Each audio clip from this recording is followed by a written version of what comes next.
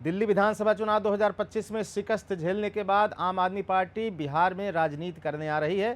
चर्चा है कि आप प्रमुख अरविंद केजरीवाल बिहार में तंबू गाड़ने की तैयारी में हैं और गौर करने वाली बात यह है कि लोकसभा चुनाव में इंडिया गठबंधन का हिस्सा रहे अरविंद केजरीवाल बिहार विधानसभा चुनाव में अकेले दम पर प्रत्याशी उतारने की प्लानिंग पर काम कर रहे हैं।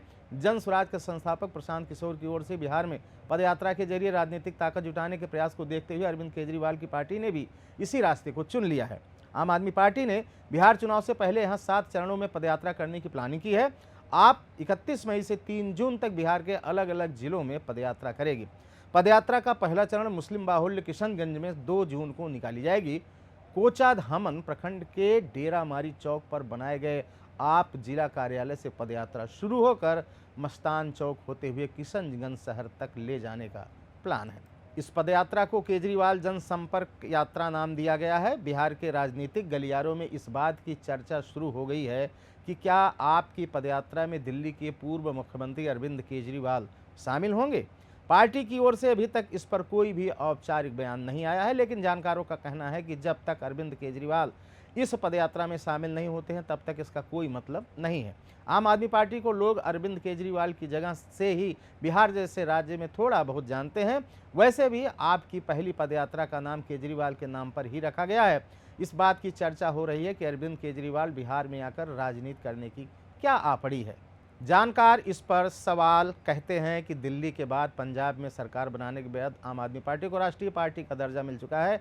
अब दिल्ली में आपकी सरकार जा चुकी है। ऐसे में आपको राष्ट्रीय पार्टी का दर्जा बनाए रखने की योग्यता को बनाए रखना मुश्किल हो गया है।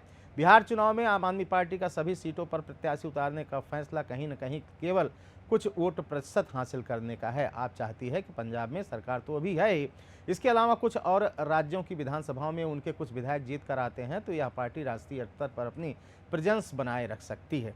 आम आदमी पार्टी के बिहार चुनाव में उतरने की खबरों के बीच चर्चा शुरू हो गई है कि आखिर यह किस गठबंधन या पार्टी को ज़्यादा डैमेज करेगा। बिहार में आपके अब तक के राजनीतिक मूव को देखें तो उन्होंने पहले चरण की पदयात्रा के लिए किशनगंज जैसे जिले को चुना है। इस बात से अंदाजा लगाया जा सकता है कि आम आदमी पार्टी बिहार में मुस्लिम बाहुल्य इलाकों पर फोकस करने की प्लानिंग में है। अगर आम आदमी पार्टी बिहार में मुस्लिम वोटों में थोड़ी बहुत भी सेंधमारी कर पाती है तो इसका सीधा असर तेजस्वी यादव की अगुवाई वाले आरजेडी, कांग्रेस और वाम दल वाले महागठबंधन पर पड़ेगा।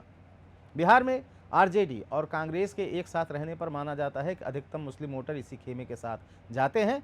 हालांकि यहां ध्यान देने वाली बात यह भी है कि 2020 के बिहार चुनाव में एआईएमआईएम प्रमुख असदुद्दीन ओवैसी ने हैदराबाद से आकर बिहार के सीमांचल इलाके में प्रत्याशी उतारे थे। मुस्लिम बाहुल्य सीटों पर ओवैसी की पार्टी के 5 विधायक जीते भी थे।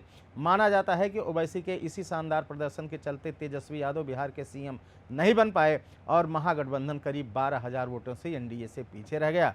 ऐसे में माना जा रहा है कि अगर अरविंद केजरीवाल मजबूती के साथ सीमांचल इलाके में चुनाव लड़ते हैं तो वह सीधे सीधे इंडिया या महागठबंधन को डैमेज करेंगे।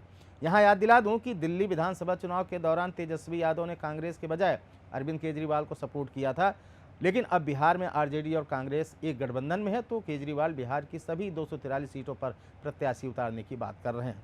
खबर में ही तक दीजिए इजाजत। आप देख रहे तानारी टीवी बिहार। नमस्कार।